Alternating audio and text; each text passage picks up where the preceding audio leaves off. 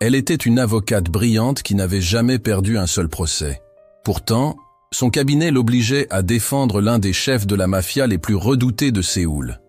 N'ayant d'autre choix, elle devait se battre pour protéger un homme qu'elle méprisait. Froid, calculateur et dangereux, il la mettait au défi à chaque instant. Finalement, il commettrait encore un crime de plus, dérober le cœur de la seule personne capable de le détruire. Avant de commencer, si vous aimez les histoires comme celle-ci, abonnez-vous à la chaîne et dites-nous en commentaire de quel pays vous venez. Bonne lecture. Jung So-yeon n'aurait jamais imaginé qu'un lundi ordinaire bouleverserait sa vie. Assise à son bureau chez Lee & Park Avocat, elle organisait méticuleusement les dossiers de son dernier succès, un autre triomphe dans une série ininterrompue. Quand le téléphone sonna et que la secrétaire l'informa que le patron souhaitait la voir immédiatement. Dans le bureau du docteur Park, l'atmosphère était lourde. Il la regardait avec une expression qu'elle n'avait jamais vue auparavant, mêlant inquiétude et détermination. « So-yeon, nous avons un nouveau client », commença-t-il en tripotant nerveusement sa cravate bleu marine. « C'est une affaire délicate. » So-yeon se redressa dans sa chaise, intrigué. Les affaires délicates étaient sa spécialité. Reconnue dans le milieu juridique pour sa capacité à transformer des situations impossibles en victoires mémorables, elle en était fière. Mais quand le docteur Park mentionna le nom de Kang Jae-hyun, un frisson glacé la parcourut. « Le chef de Black Tiger ?» demanda-t-elle en peinant à garder sa voix stable. Tout Séoul connaissait ce nom. Black Tiger contrôlait la moitié des affaires de la ville, légales comme illégales. Jae-hyun était réputé pour sa cruauté et, jusqu'à présent, n'avait jamais été arrêté. « Exactement », répondit le docteur Park, en se passant la main dans les cheveux grisonnants. « Il a expressément demandé que vous le défendiez. » Le rire de So-yeon était dénué d'humour. « Non », dit-elle fermement, « je ne défendrai pas un criminel. » Le visage du docteur Park se ferma. « Ce n'est pas une demande, So-yeon. C'est un ordre. Soit vous acceptez cette affaire, soit vous cherchez un autre cabinet. » Ces mots la frappèrent comme un coup de poing. 10 ans de carrière irréprochable. Des affaires gagnées qui semblaient impossibles, et d'innombrables nuits à forger sa réputation. Tout était en jeu à cause d'un criminel. « Pourquoi moi ?» murmura-t-elle, plus pour elle-même que pour lui. « Peut-être parce que vous êtes la meilleure », répondit le docteur Park, dont l'expression s'adoucit un peu. « Ou peut-être parce qu'il sait que vous êtes la seule qui n'a pas peur de s'attaquer aux dossiers les plus difficiles. » So-yeon se passa la main sur le visage, ressentant l'épuisement habituel qui précède un grand défi. Mais cette fois, c'était différent. Il ne s'agissait pas simplement d'un autre défi professionnel. C'était une affaire qui risquait de détruire tout ce qu'elle avait bâti. Cette nuit-là, So-yeon resta tard au bureau, fouillant dans toutes les informations disponibles sur Kang Jae-hyun. Les articles de journaux dressaient un portrait effrayant. Un homme qui avait pris le contrôle de Black Tiger après la mort mystérieuse de son frère aîné. Certains disaient même qu'il avait orchestré lui-même le meurtre, bien que rien n'ait jamais été prouvé. Mais l'affaire actuelle était différente. Il y avait des preuves, des témoins. Jae-hyun était accusé d'avoir ordonné l'assassinat d'un politicien important. Les éléments de preuve semblaient presque trop parfaits, comme s'ils avaient été minutieusement orchestrés. So-yeon connaissait bien ce genre de situation. Quand tout paraît trop évident, c'est souvent le signe qu'il y a anguille sous roche. Le lendemain matin, elle se rendit au pénitencier de haute sécurité où Jae-hyun était détenu. Les mains moites, elle attendit dans la salle de visite réservée aux avocats. Le bruit d'une lourde porte s'ouvrant fit battre son cœur plus vite. Kang Jae-hyun n'était pas du tout ce à quoi elle s'attendait. Grand, élégamment vêtu même dans son uniforme carcéral, il dégageait une présence imposante. Ses yeux, calmes et calculateurs, et lorsqu'il esquissa un sourire, un frisson parcourut son échine. « Maître Jung !» la salua-t-il en s'asseyant avec une élégance presque incongrue dans ce lieu lugubre. « Enfin, nous nous rencontrons. »« Monsieur Kang ?» répondit-elle d'un ton professionnel. « Soyez clair, je ne suis pas ici par choix. Je suis ici parce que je n'ai pas d'autre option. » Il inclina légèrement la tête, l'observant avec intérêt. « Nous avons tous le choix, Maître Jung. Vous avez choisi votre carrière plutôt que vos préjugés. C'est un choix admirable. Je n'ai pas besoin de votre approbation, répliqua-t-elle en ouvrant son dossier. J'ai seulement besoin que vous me racontiez exactement ce qui s'est passé, et sans mensonge. Si je découvre que vous me trompez, j'abandonnerai l'affaire et en subirai les conséquences. Jae-hyun esquissa de nouveau un sourire, mais celui-ci ne parvint pas à atteindre ses yeux. Vous êtes exactement comme on me l'a dit, directe, honnête, intransigeante, dit-il en se penchant vers elle et en baissant la voix. Mais êtes-vous réellement prête à entendre la vérité? Certaines vérités sont bien trop dangereuses. So-yeon maintint son regard. Laissez-moi m'en charger. Commencez par le début, et n'essayez pas de m'impressionner ou de me manipuler. Cela ne marchera pas. Alors qu'il commençait son récit, So-yeon comprit qu'elle s'engageait sur une voie sans retour. Ce ne serait pas simplement une autre affaire dans sa carrière. C'était l'affaire qui changerait tout.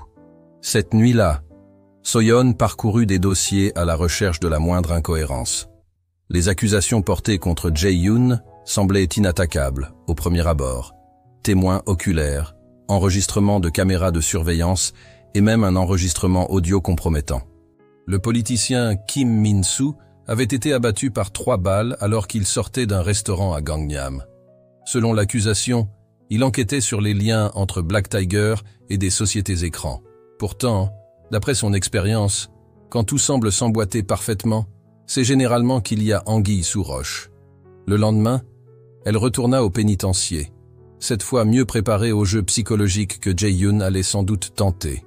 Lorsqu'il entra dans la salle, elle ne leva même pas les yeux de ses documents. « Bonjour, maître Young », lança-t-il en s'asseyant avec la même sérénité qu'hier. « Je vois que vous avez bien étudié le dossier.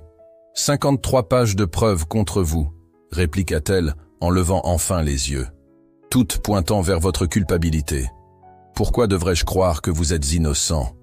Jae-hyun esquissa un sourire en coin, un sourire qui la contrariait profondément. Parce qu'elles sont trop parfaites. Et vous êtes assez intelligente pour le constater. À contre-cœur, So-yeon dut admettre qu'il avait raison.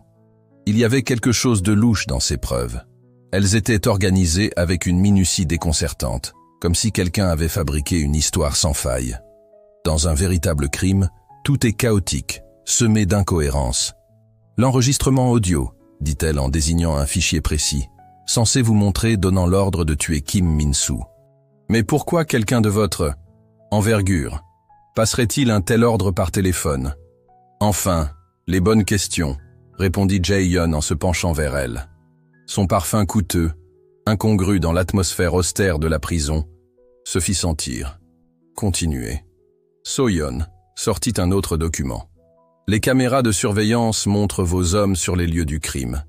Mais ils semblent perdus, comme s'ils ne connaissaient pas le quartier. Vos hommes ne se comporteraient jamais ainsi chez eux.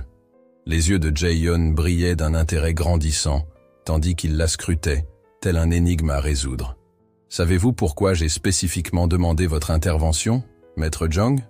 Parce que vous avez la réputation d'être incorruptible et intraitable. Et en ce moment, j'ai besoin de quelqu'un comme vous. Votre choix ne me regarde pas, répliqua-t-elle, agacée par cette flatterie. Ce qui m'intéresse, c'est de savoir pourquoi quelqu'un chercherait désespérément à vous incriminer et qui a le pouvoir de falsifier autant de preuves. Pour la première fois, le sourire de Jae-hyun s'effaça. Cette question pourrait bien vous coûter la vie, vous savez. So-yeon ferma brusquement le dossier. Ne tentez pas de me faire peur. Si vous voulez que je vous défende, il me faut la vérité entière. Il resta silencieux un long moment, comme s'il pesait ses options. Dehors, les bruits lointains de la prison, portes qui claquent, voix étouffées, pas résonnant dans les couloirs, emplissèrent l'air. Kim Min-soo n'enquêtait pas seulement sur Black Tiger, dit-il finalement. Il avait découvert quelque chose de bien plus grand. Quelque chose impliquant des personnes bien plus dangereuses que moi. Qui? Pas encore, répondit-il en esquissant un sourire. D'abord, je dois être certain que vous êtes réellement prête à aller jusqu'au bout. Car, une fois la vérité révélée, il n'y aura plus de retour en arrière. La frustration monta en So-yeon. C'était toujours pareil avec lui. Chaque réponse engendrait de nouvelles questions. Mais il y avait quelque chose dans ses yeux lorsqu'il évoquait ces personnes dangereuses, quelque chose qui ressemblait à de la peur. Non, c'était impossible. Kang Jae-yoon n'avait jamais montré la moindre trace de peur. Ou peut-être en avait-il. « Demain », dit-elle en se levant, « à la même heure. Et cette fois, je veux toute l'histoire. » En partant, elle entendit sa voix derrière elle. « Faites attention en rentrant, maître Young. Les rues de Séoul peuvent être dangereuses la nuit. » Elle s'arrêta un instant, sans se retourner. Elle ne lui donnerait pas le plaisir de constater que ces mots l'avaient affectée. Mais, en marchant dans les couloirs de la prison, une pensée persistait. Était-ce une mise en garde ou une menace? Ce même soir, alors qu'elle quittait le bureau, une habitude depuis qu'elle avait accepté le dossier de Jae-yoon, So-yeon remarqua le parking presque désert. En rentrant chez elle, elle vit une paire de phares qui restait collée dans son rétroviseur. Au début, elle tenta de se convaincre qu'elle devenait paranoïaque. De nombreux véhicules empruntaient le même trajet. Mais lorsque la voiture fit un virage superflu et continua de la suivre, son cœur s'emballa. Les mots de Jae-yoon résonnaient dans sa tête. « Faites attention en rentrant ». Serrant le volant, elle appuya sur l'accélérateur. Le berline noir qui la suivait imita chacun de ses mouvements. C'était une voiture ordinaire, sans rien de remarquable. Ayant grandi dans ce quartier, elle le connaissait bien et se lança dans une rue étroite, puis une autre, tentant de semer ses poursuivants. Mais la berline noire ne lâchait pas prise. Lorsqu'elle entra dans l'avenue principale, une deuxième voiture surgit, lui bloquant le passage. Son instinct lui cria de freiner, mais elle fut contrainte de tourner brusquement le volant, projetant sa voiture sur le trottoir. Le crissement des pneus sur l'asphalte fut assourdissant. Pendant un instant, elle crut que son véhicule allait se renverser. La voiture vacilla dangereusement, mais elle réussit à reprendre le contrôle. Les deux voitures qui la suivaient disparurent dans la nuit, comme si elles n'avaient jamais existé. Tremblante, So-yeon s'arrêta dans une station-service, ses mains si tremblantes qu'elle peinait à tenir le volant. Elle saisit son téléphone, envisageant d'appeler la police. Mais que dirait-elle? Que des voitures mystérieuses la poursuivaient? Que le chef de la plus grande organisation criminelle de Séoul l'avait mise en garde? On se moquerait d'elle. Pire encore, on commencerait à lui poser des questions auxquelles elle ne pourrait répondre. En arrivant chez elle, elle sentit aussitôt que quelque chose clochait. La porte n'était pas verrouillée. So-yeon resta figée dans le couloir, le cœur battant à tout rompre. Faut-il appeler la police? Fuir? Mais son entêtement prit le dessus. C'était son appartement, sa vie. Elle ne laisserait personne l'intimider. Elle poussa lentement la porte et alluma la lumière. Son appartement avait été fouillé de fond en comble. Tiroirs ouverts, papiers éparpillés au sol, meubles déplacés. Pourtant, rien ne semblait avoir été volé. Son ordinateur portable reposait toujours sur la table, ainsi que son portefeuille et les bijoux hérités de sa mère. Ce n'était pas un cambriolage ordinaire, c'était un message. Son téléphone se mit à sonner, la faisant sursauter. Un numéro inconnu s'affichait. « Allô ?» répondit-elle, la voix plus ferme qu'elle ne se sentait. « Maître Jung » dit la voix suave de Jae-yoon. « Tout va bien? Comment avez-vous eu ce numéro? Est-ce vraiment important? Mes hommes ont vu 2 voitures suspectes vous suivre, et maintenant, ils me rapportent des mouvements étranges près de votre appartement. » So-yeon s'affala sur son canapé en désordre, soudainement épuisé. « Vos hommes vous surveillent? Bien sûr, je vous avais prévenu que les rues pouvaient être dangereuses. Je n'ai pas besoin de votre protection, » répondit-elle, bien que sa voix trahissait son trouble. « Ce n'est pas une question de nécessité, mais de survie. Je vais envoyer quelques hommes. »« Non, » l'interrompit-elle d'un ton sec. « Je ne veux rien de vous, à part ce qui est strictement nécessaire pour l'affaire. » Un long silence suivit. « Vous êtes tellement têtu, » finit-il par dire, une lueur de sourire dans la voix. « Mais c'est votre choix. Ne venez pas dire que je ne vous avais pas prévenu. » So-yeon raccrocha sans un mot. Elle observa son appartement en désordre, les papiers du dossier éparpillés partout. Quelqu'un voulait qu'elle abandonne. Quelqu'un d'assez puissant pour ne pas se soucier de la discrétion. Elle ramassa l'un des papiers au sol. C'était une photo de Jae-yoon menottée. Dans l'image, ses yeux étaient les mêmes que ceux qu'elle avait croisés dans la salle de visite de la prison, calme, calculateur, renfermant un secret qu'elle n'arrivait pas encore à déchiffrer. « Dans quoi me suis-je embarquée ?» murmura-t-elle en ramassant les documents. Mais elle savait déjà la réponse. Elle était plongée dans quelque chose de bien plus grand qu'un simple dossier criminel. Et maintenant, il était trop tard pour faire marche arrière. Pendant tout le week-end, So-yeon se plongea dans l'étude du passé de Jae-hyun. Après l'incident chez elle, elle comprit qu'elle devait découvrir qui était réellement son client. Recoupant de vieux articles de presse, des documents publics, et discutant à voix basse avec des journalistes qui avaient déjà enquêté sur Black Tiger, chaque information était une pièce du gigantesque puzzle. La version officielle était simple. Kang Jae-hyun avait pris la tête de Black Tiger il y a 5 ans, suite à la mort de son frère aîné, Kang Min-ho, retrouvé mort dans son bureau, abattu par 3 balles. L'affaire avait été classée non résolue, mais les rumeurs dans la rue racontaient une histoire bien différente. Dans un café discret du centre de Séoul, So-yeon rencontra Park Dong-wook, un ancien journaliste qui avait couvert l'affaire. Nerveux et jetant des coups d'œil par-dessus son épaule, il chuchota. Personne n'a jamais réussi à prouver quoi que ce soit. Mais tout le monde savait que Min-ho perdait le contrôle. Black Tiger perdait de l'argent et du territoire. Il avait commencé à consommer de la drogue et était devenu violent.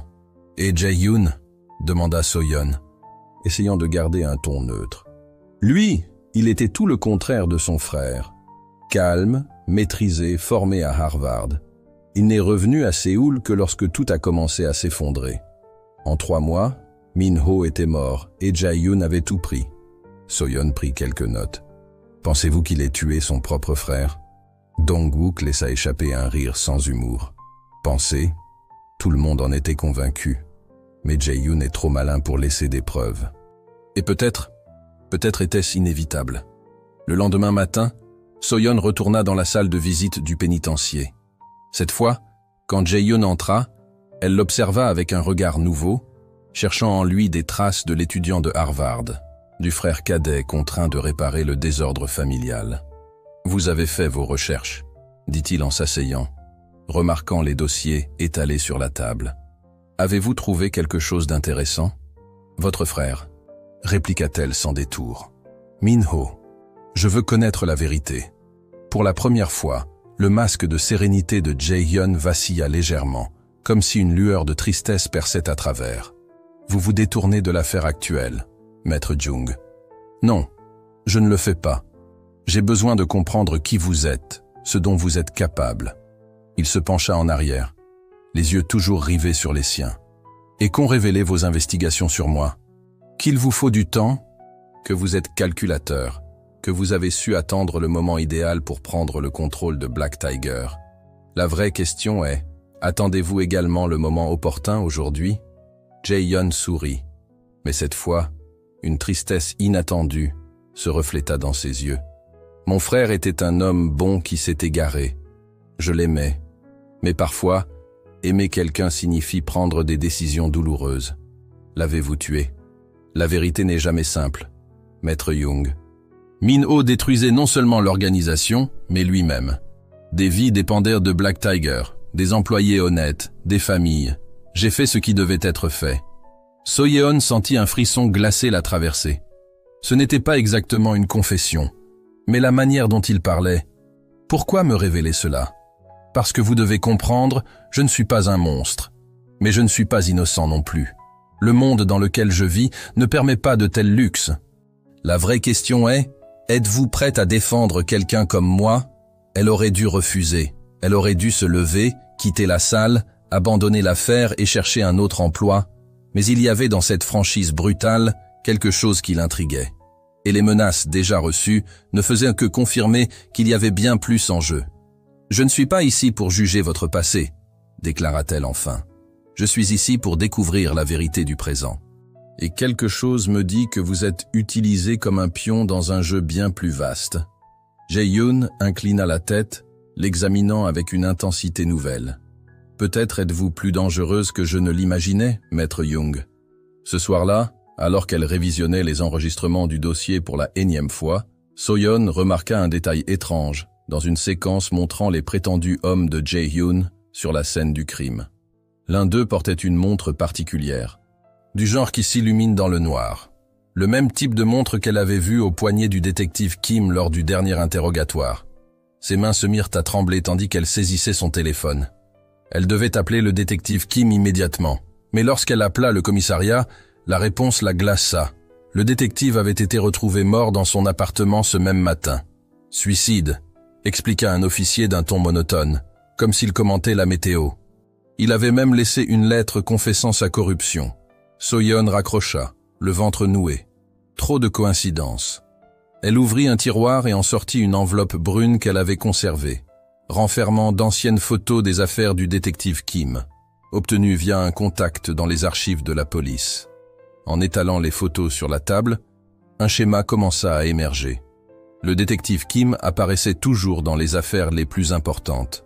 Les preuves, d'une perfection dérangeante, semblaient trop parfaites. Le bruit de pas dans le couloir l'attira de ses pensées. Han Ji-won, la procureure en charge de l'affaire et ancienne amie d'université, se tint à la porte, le visage inhabituellement grave. « Nous devons parler », dit Ji-won en refermant la porte derrière elle, « de ce que vous faites. »« Ce que je fais », répéta So-yeon calmement, tout en rangeant discrètement les photos. « Je défends simplement mon client. » Ji-won s'assit en face d'elle, les yeux fixés sur chacun de ses gestes. « Vous vous impliquez trop. Le détective Min-hyuk m'a contacté. Il est inquiet pour vous. » Min-hyuk devrait se concentrer sur son travail, répliqua So-yeon en pensant au jeune détective de l'unité des crimes organisés qui semblait toujours la suivre. Il a dit que vous posiez des questions dangereuses. À propos du détective Kim, des enquêtes anciennes. So-yeon, vous devez arrêter. So-yeon observa le visage de son ami.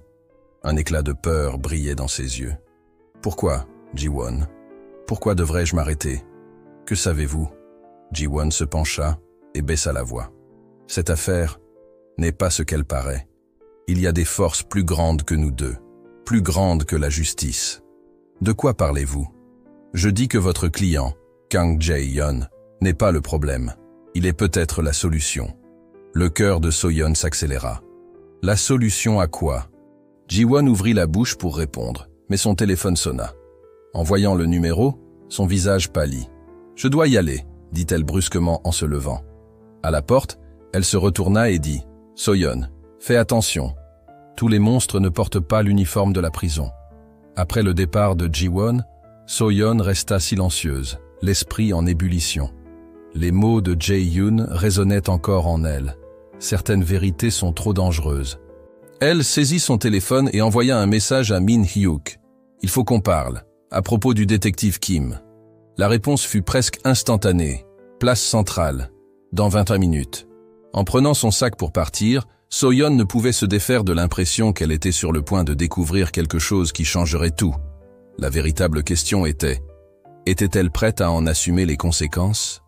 Soudain, le fracas des coups de feu brisa le silence de la nuit. So-yeon sortait du tribunal lorsque tout se mit à dégénérer. D'abord, elle vit Jae-yeon escorté vers une fourgonnette de police. Elle n'avait même pas su qu'il devait comparaître ce jour-là. Puis, les tirs commencèrent. 3 hommes masqués surgirent d'une voiture noire. Les policiers escortant Jae-yoon n'eurent guère le temps de réagir. So-yeon se jeta derrière une voiture garée, le cœur battant si fort qu'elle eut l'impression qu'il allait exploser. Au milieu du chaos, elle aperçut Jae-yeon se déplacer avec une agilité surprenante malgré ses menottes. Il renversa l'un des assaillants et cria des ordres à ses gardes. D'autres coups de feu retentirent. Les vitres volèrent en éclats et la foule criait. Soudain, une main ferme agrippa son bras. C'était Jae-yeon. Comment avait-il pu arriver aussi vite jusqu'à elle? « Viens avec moi », lança-t-il d'une voix urgente. « Maintenant. »« Mais, vos menottes? Nous n'avons pas le temps pour ça. » Il la tira à travers le parking, esquivant voitures et piliers, tandis que d'autres tirs et cris emplissaient l'air. So-yeon courut comme jamais de sa vie. Son talon se brisa, mais elle ne s'arrêta même pas pour l'enlever. Une autre voiture noire, différente des précédentes, s'arrêta brusquement à côté d'eux. La portière s'ouvrit et, au volant, se trouvait l'un des gardes du corps de Jae-yeon. « Monte !» ordonna Jae-yeon, la poussant presque dans le siège arrière avant de monter lui-même. La voiture s'élança en crissant, les pneus hurlant sur l'asphalte. So-yeon s'accrocha au dossier, tentant de reprendre son souffle. Par la vitre arrière, elle vit les lumières du tribunal s'éloigner, tandis que le son des sirènes se faisait de plus en plus fort. « Où allons-nous » parvint-elle à demander une fois sa voix revenue. « Dans un lieu sûr » répondit Jae-yeon en sortant un petit téléphone de poche et en passant quelques coups rapides dans une langue qu'elle ne comprit pas. Peut-être du mandarin. 20 minutes plus tard, la voiture s'arrêta devant un vieil immeuble situé dans un quartier résidentiel calme. Ils montèrent par un escalier de service jusqu'au dernier étage. L'appartement était modeste, mais impeccable, sans photographie sur les murs ni objets personnels. Un véritable repère. « Un peu d'eau ?» proposa Jae-yoon en se dirigeant vers la petite cuisine. Elle acquiesça, réalisant à quel point sa gorge était sèche. Lorsqu'il revint avec un verre, So-yeon remarqua du sang sur la chemise de Jae-yoon. « Tu es blessé ? Ce n'est qu'une égratignure, » répondit-il en grimaçant légèrement en s'asseyant. Sans réfléchir, elle s'approcha de lui. « Laisse-moi voir. » Pendant un instant, il sembla surpris par sa sollicitude. Puis, avec un léger sourire, il commença à déboutonner sa chemise, révélant une coupure sur son épaule, pas très profonde mais qui saignait. « Tu as une trousse de secours ?» demanda-t-elle, essayant de rester professionnelle. La salle de bain, premier tiroir. En nettoyant la blessure, So-yeon s'efforçait de ne pas penser à la chaleur de sa peau, au mouvement de ses muscles lorsqu'il respirait. Le silence entre eux était chargé d'une tension difficile à nommer. « Pourquoi m'as-tu sauvé ?» finit-elle par demander. « Tu aurais pu t'enfuir seule. » Jae-hyun la regarda longuement avant de répondre doucement. « Parce que tu es la première personne depuis longtemps à me voir tel que je suis. Pas comme un monstre, ni comme un saint. Juste moi. » So-yeon s'arrêta, trouvant dans ses yeux une vulnérabilité qu'elle n'avait jamais perçue. « Et qui es-tu vraiment ?» murmura-t-elle. Au lieu de répondre, il leva la main et caressa doucement sa joue. So-yeon savait qu'elle devrait s'éloigner. C'était mal, dangereux, contraire à tout ce qu'elle croyait. Mais lorsqu'il se pencha vers elle, elle ne recula pas. Le baiser commença timidement, presque hésitant, pour devenir ensuite plus profond et urgent. Leurs mains se mirent à explorer. La proximité se mêlait au goût du danger et à la promesse de l'interdit. Quand ils se séparèrent, ils étaient tous deux à bout de souffle. Dehors, une sirène retentissait au loin, rappelant le monde réel qui les attendait. « C'était une erreur », murmura-t-elle, sans se détacher. « Probablement », acquiesça-t-il avec un léger sourire. « Mais quand avoir raison nous a déjà tant coûté, quand faire ce qui est juste nous apporte rarement du bonheur. » Cette nuit-là, So-yeon passa des heures à rassembler les pièces du puzzle.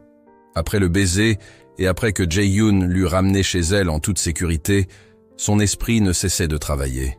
Les mots de Ji-won, la mort du détective Kim, les vieux dossiers, tout commençait à prendre sens. Do Jin-seok. Ce nom apparaissait dans plusieurs documents, toujours discrètement en marge. Il était le chef de White Dragon, l'organisation rivale de Black Tiger, mais aux méthodes totalement différentes. Tandis que Black Tiger dominait les rues, White Dragon s'infiltrait dans les bureaux, les banques, voire la politique. Assise à son bureau encombré de papiers, So-yeon ouvrit son ordinateur portable. Elle avait besoin d'être sûre. Elle commença à rechercher toutes les connexions possibles entre Jin-seok et le système judiciaire. Les résultats la coupèrent en le souffle. Des juges qui rendaient toujours des verdicts favorables dans les affaires liées à White Dragon. Des procureurs qui classaient des enquêtes suspectes. Des policiers apparaissant sur des photos informelles aux côtés d'hommes d'affaires liés au groupe. C'était un réseau de corruption si vaste qu'il en devenait presque invisible. Et au cœur de tout cela, l'assassinat du politicien Kim Min-soo. Pourquoi tuer un politicien et accuser Jae-hyun? La réponse se trouvait dans un petit dossier obtenu grâce à Min-hyuk. Kim Min-soo était sur le point de présenter des preuves d'un système de blanchiment d'argent impliquant plusieurs banques de la ville. Son téléphone sonna à nouveau, la faisant sursauter. Un numéro inconnu. « Mademoiselle Jung », dit une voix masculine, douce et cultivée. « Ici, Do Jin-seok. Il me semble que nous devons discuter. » So-yeon sentit son sang se glacer. Comment avait-il obtenu son numéro? Et pourquoi appelait-il maintenant? « Nous n'avons rien à discuter », répondit-elle en essayant de garder sa voix ferme. « Au contraire », répliqua Jin-seok d'un ton moqueur. « Nous avons beaucoup à dire. Par exemple, pourquoi une avocate aussi brillante perd-elle son temps à défendre un criminel comme Kang Jae-hyun? Peut-être parce qu'il est innocent. » « Innocent » Personne dans ce monde n'est innocent, mademoiselle Young. Ni moi, ni Jae-hyun, ni même vous. So-yeon serra son téléphone. Que voulez-vous? Je vous propose un marché. Abandonnez l'affaire. Revenez à votre vie normale. Je vous garantis un brillant avenir pour votre carrière. Et si je refuse? La voix de Jin Seok devint glaciale. Alors je considérerai que vous faites partie du problème. Et les problèmes doivent être résolus. So-yeon raccrocha, ses mains tremblantes. Elle rassembla ses affaires et quitta le bureau en courant. Elle avait besoin de voir Jae-hyun immédiatement. Au pénitencier, il la reçut avec un regard inquiet. Avant même qu'elle ne puisse dire un mot, elle lança « C'était Jin Seok, n'est-ce pas? Il a tué Kim Min-soo et essaie de t'incriminer. Il contrôle la moitié de la ville grâce à White Dragon. » Jae-hyun ferma les yeux un instant. « Comprends-tu maintenant pourquoi j'ai dit que certaines vérités étaient trop dangereuses? Pourquoi ne me l'as-tu pas dit plus tôt? Parce que plus tu en sais, plus tu te mets en danger. » chuchota-t-il en se penchant, sa voix basse et urgente. « Jin Seok n'est pas comme moi, So-yeon. Il n'a ni limite ni honneur. Si je tombe, il prendra tout. Et crois-moi, sous son contrôle, Séoul deviendra un endroit bien pire. Alors, que faisons-nous? » Il n'y a pas de nous dans cette histoire. Tu dois t'éloigner de l'affaire tant que tu le peux. So-yeon secoua la tête. Il est trop tard. Jin Seok vient de m'appeler. Il sait que je suis sur le point de découvrir la vérité. Le visage de Jae-hyun se déforma, mêlant colère et une peur qu'elle n'avait jamais vue. Il a dit quoi? Il m'a proposé un marché. Il veut que j'abandonne l'affaire. Et tu devrais accepter. Je ne peux pas après tout ce que j'ai découvert. Elle ouvrit son dossier, exhibant les documents rassemblés. J'ai suffisamment de preuves pour commencer à démanteler son système. Il me faut juste du temps. Jae-hyun la regarda longuement. Tu es plus dangereuse que je ne l'imaginais, maître Jung.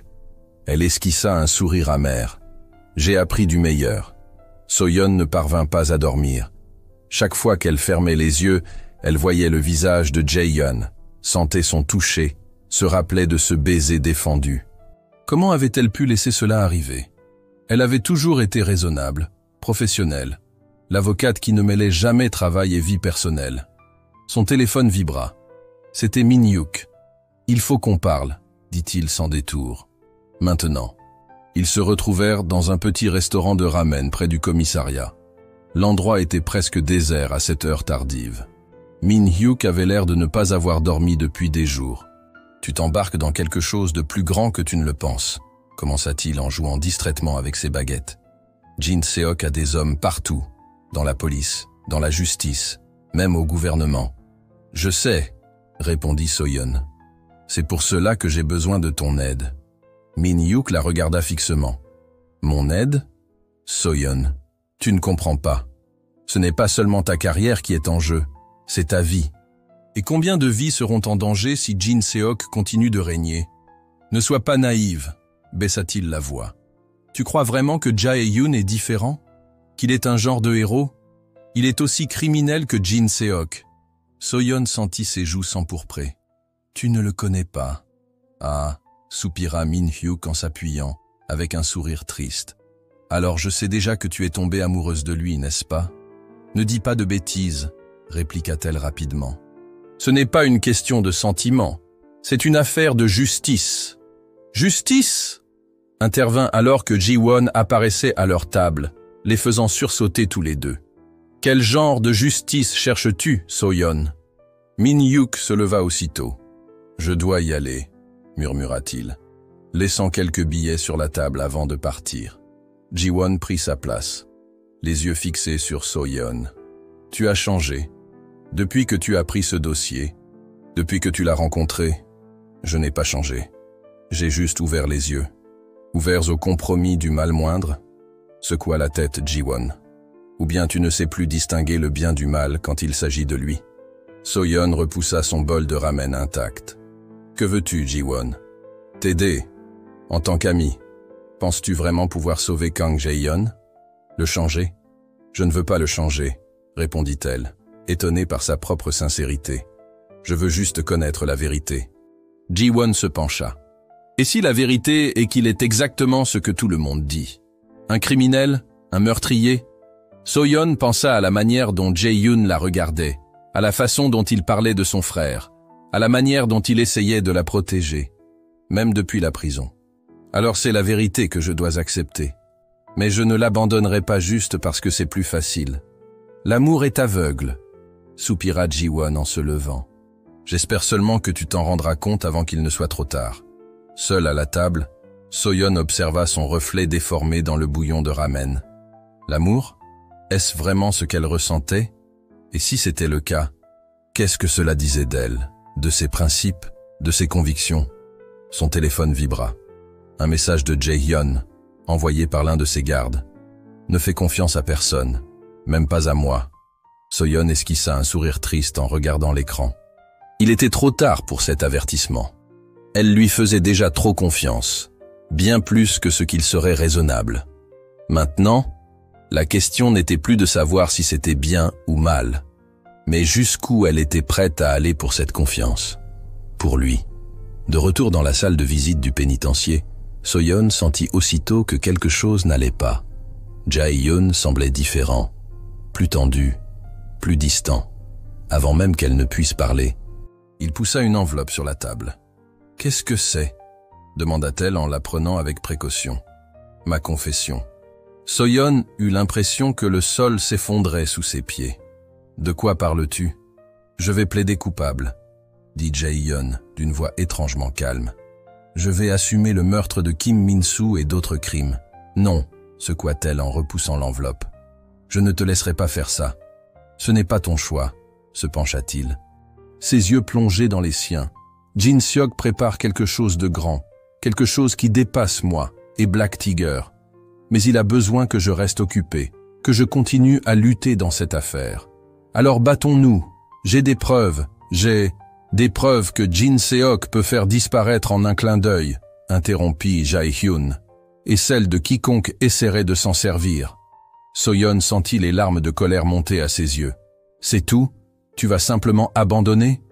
Non, dit-il en esquissant un léger sourire. Je vais changer les règles du jeu. Si je plaide coupable, si j'accepte un accord, il baissera sa garde.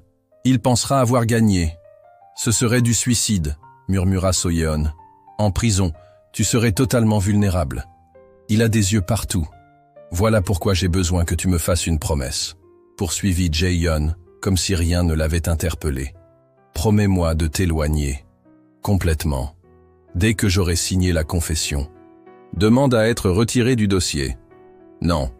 So-yeon, prononça-t-il en utilisant son prénom, ce qui faisait rarement partie de son vocabulaire, et qui fit mal à son cœur. S'il te plaît, ne me demande pas de t'abandonner, dit-elle d'une voix brisée. Jae-hyun étendit sa main sur la table, ses doigts effleurant doucement les siens. Le garde à la porte fit semblant de ne pas remarquer. Ce n'est pas de l'abandon, c'est de la survie. Tu es la seule en qui j'ai confiance pour faire ce qu'il faut quand le moment sera venu. Quel moment? Tu le sauras, serra-t-il une dernière fois sa main avant de se retirer. Maintenant, promets-moi que tu t'éloigneras et que tu prendras soin de toi. So-yeon regarda l'enveloppe sur la table, ses mains désormais séparées, et le visage de l'homme qui avait bouleversé sa vie. Comment en était-il arrivé là? À quel moment son devoir d'avocate était-il devenu si personnel, si douloureux? Je promets, mentit-elle, sachant pertinemment que ce n'était qu'un mensonge. Jae-hyun acquiesça, ses yeux trahissant qu'il le savait. Il avait toujours su. Demain, j'informerai le juge de ma décision. Je veux que tu ne sois pas présente dans la salle d'audience. So-yeon se leva, ses jambes tremblant légèrement. En sortant, elle se retourna une dernière fois. Jae-hyun la regardait avec une expression mêlant tendresse et résignation qui lui brisait le cœur. « Tu n'as pas à faire ça », tenta-t-elle. « Si, je dois le faire, parce que certaines choses valent plus que notre propre liberté, » répondit-il, arborant ce sourire tordu qu'elle avait appris à aimer. Certaines personnes comptent plus. So-yeon quitta le pénitencier alors que le soleil se couchait, l'enveloppe pesant dans son sac comme du plomb. Elle avait 24 heures avant que Jae-hyun ne signe lui-même sa sentence de mort. 24 heures pour trouver un moyen de le sauver, même si cela allait à l'encontre de sa volonté. Le tribunal était bondé. So-yeon sentait tous les regards peser sur elle en se dirigeant vers sa table. Elle n'aurait pas dû être là. Elle avait promis à Jae-yoon de se retirer. Mais certaines promesses doivent être rompues. Lorsque Jae-yoon entra, menotté et escorté par 2 gardes, leurs regards se croisèrent immédiatement. D'abord, la surprise, puis l'irritation, et enfin une sorte de résignation traversa son visage. Le juge Park, homme réputé pour sa sévérité, ajusta ses lunettes. « Je comprends que l'accusé souhaite faire une déclaration », dit-il. Avant que Jae-yoon ne puisse répondre, So-yeon se leva. « Votre honneur, la défense souhaite présenter de nouvelles preuves. » Un murmure parcourut la salle. À la table de l'accusation, Ji-won semblait être sous le choc. De l'autre côté, So-yeon aperçut Min-hyuk se glisser discrètement vers la porte. « Maître Young » dit le juge en fronçant les sourcils. « Je pensais que l'accusé avait choisi de plaider coupable. »« Les circonstances ont changé, votre honneur », dit-elle en sortant une série de documents de son dossier. « J'ai des preuves que mon client est piégé dans un complot bien plus vaste. » Dans la galerie, un homme se leva brusquement. C'était Do Jin-seok. Pour la première fois, So-yeon le voyait en personne. Il était exactement tel qu'elle l'avait imaginé. Élégant, posé, avec des yeux froids comme la glace.